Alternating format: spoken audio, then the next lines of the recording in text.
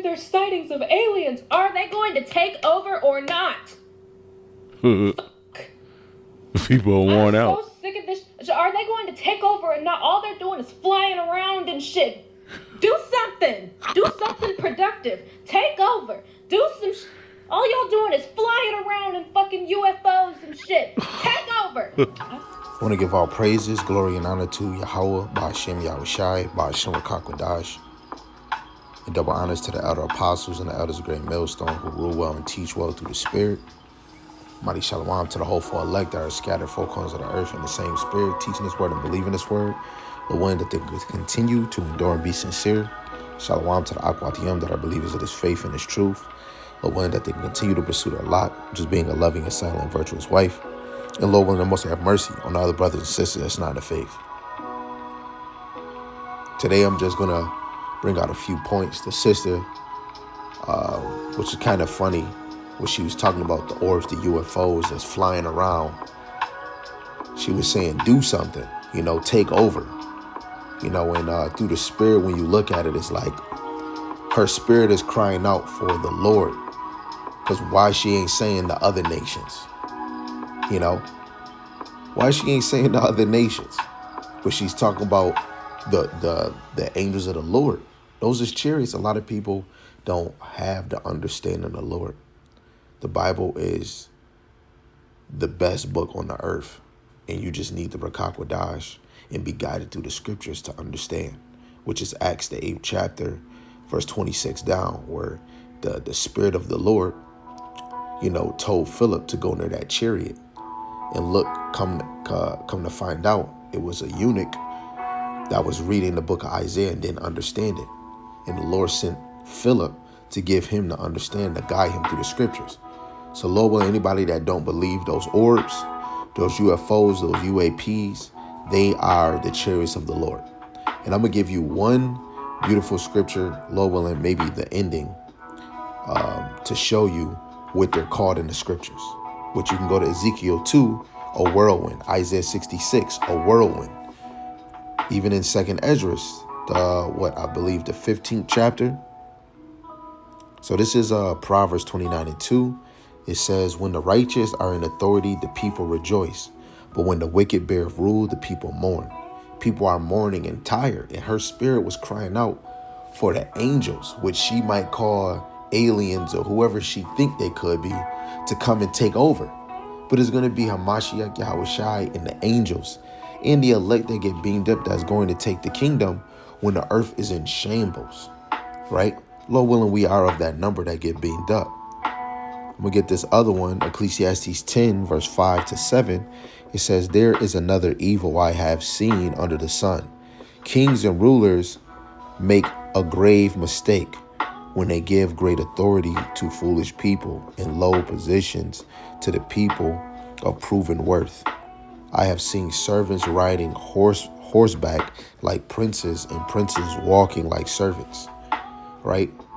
That evil, those kings and those rulers is the elite, and they have given authority to foolish people, right? Which is the presidents, the people in Congress that's in the government.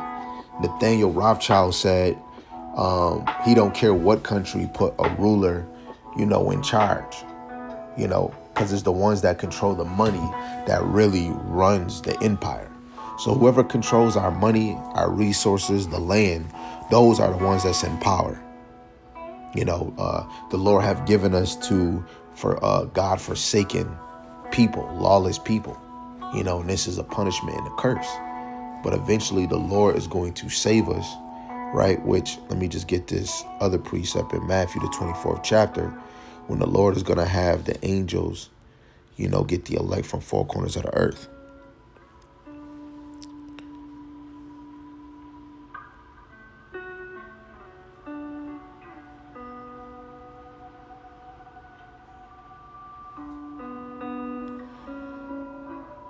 Okay.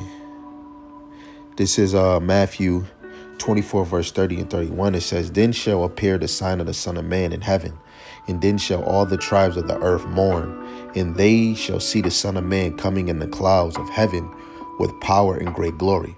This is not a literal cloud. This is given a depiction of the chariots. Now, as an example, chariots move smoothly. They can move forward, they can move back, they can move left to right. But the vehicles of the Lord are going to be so smooth that they're symbolic to clouds, but they're not literal clouds. Go watch the movie Nope. The cloud kept the chariot kept hiding behind the cloud, even though it was a fugazi movie. But when you look at it in the spirit and understand, through the scriptures, what these chariots can do, you can't even fathom. They can move faster than any human body can handle. It can handle pressure, right? Our airplanes got to make an oval turn. A chariot can just go left, right, and forward and back, easy, right? But Lord willing, I can expound on it in another video more. I got a couple videos on my page dealing with chariots. So, if this is edifying to you and encourage you, hey, go find those and look at those videos too. Verse 31, it says, he shall send his angels with a great sound of a trumpet, and they shall gather together his elect from the four winds, from one end of the heaven to the other. How are they going to gather them? You think individually, an angel coming by himself individually to gather you? No, he's going to come in a cloud, a chariot of fire, the chariots of Israel. This is 2 Kings chapter 2, verse 10 to 12. It says, he said, thou hast asked a hard thing, nevertheless. If thou see me when I am taken from thee, it shall be so unto thee. But if not, it shall not be so. Right? And this is dealing with, Elijah and Elisha. Elijah is going to get beamed up in a chariot. Verse 11, it says, and it came to pass as they went on and talked, and behold, there appeared a chariot of fire and horses of fire. These are those clouds that we just read in Matthew, the 24th chapter. It says, parted them both asunder, and Elijah went up by a whirlwind into heaven. Right? It has multiple names, right? They're chariots of fire, horses of fire, they're whirlwinds, right? And they're chariots of Israel. Verse 12, and Elisha saw it, and he cried, my father, the chariot of Israel, and the horsemen thereof. And he saw him no more, and he took hold of his own clothes and rent them into pieces. Right? He wasn't flabbergasted when he seen these chariots. Of course, he was excited, but he knew what to say. Those are the chariots of the Lord. Even in the time when Yahushua got beamed up in Acts, the first chapter, they was amazed looking at Yahushua get beamed up. Right? Verse 9, it says, and when he had spoken these things, while they beheld, he was taken up, and a cloud received him out of their sight. That is the same cloud that's in the scriptures, the same pillar, the same whirlwind, the same chariot of fire, the same chariot of Israel. And while they looked stand fast towards heaven, as he went up, behold, two men stood by them in white apparel, which also said, ye men of Galilee, why stand ye gazing up into heaven? This same Yahushua, which is taken up from you into heaven, shall so come in like manner as ye have seen him go into heaven. So how he left in a cloud, he gonna come back in a cloud, but he's not gonna meet us as a man. Isaiah 47:3.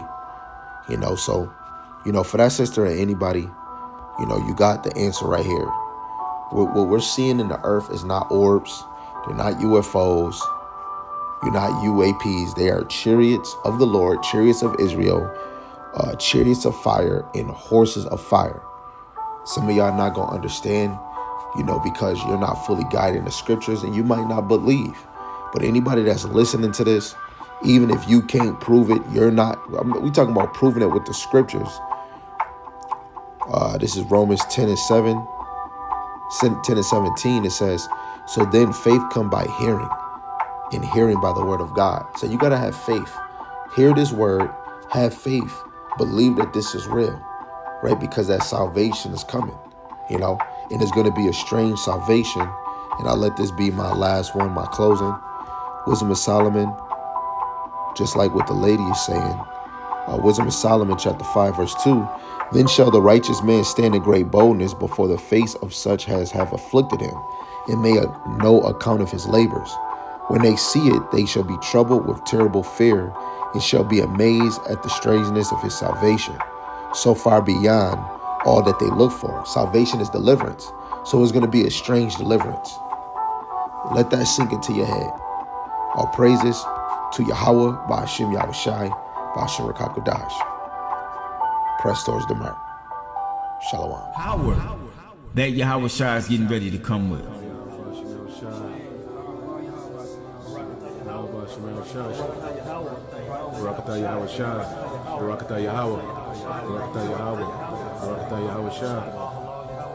The earth is going to be in a state of chaos and destruction.